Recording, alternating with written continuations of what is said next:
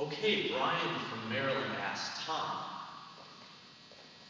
in MMA, how many TKOs are there versus submissions? Brian, MMA is a big world, and that is one loaded question. But God, that's a good question, so I wanted to look into it and try to answer it as best I can. The first thing I start with is the big boy, UFC. When you look at UFC, you really look into the MMA world. You look at pretty much the top fighters in the sport right now. What I feel you have to do is go back to the earlier days of UFC, so you have enough data. I took from 2001 through 2010 data from UFC, about over 1,000 fights. What happens is the ratio broke down something like this. 37% of the fights ended in TKO. About 25% ended in submission. The rest ended in decision or no contest. I didn't just want to leave it at UFC or raw numbers at UFC, but I did want to bring up something that's proprietary to UFC, the Octagon. That's a name brand. That's something the UFC has that other events don't. It's a large 8-sided cage, and it does change these numbers.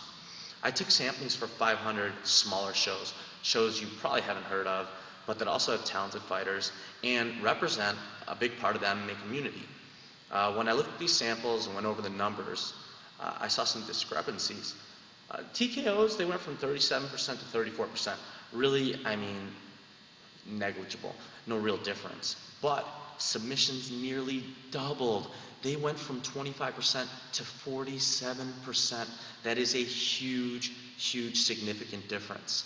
I do believe the largest factor is the smaller, rounded cage.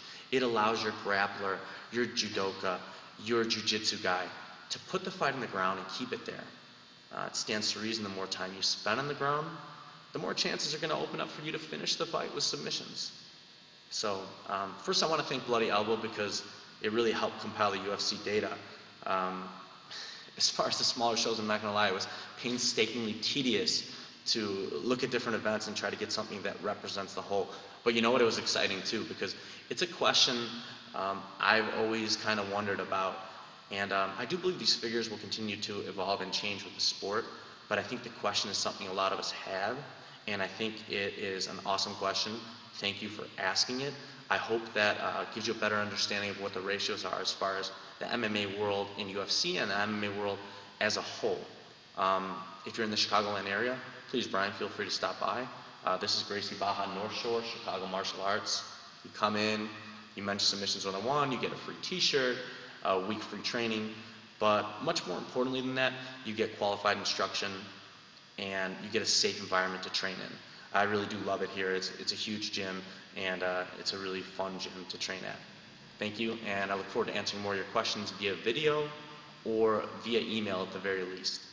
Have a great day.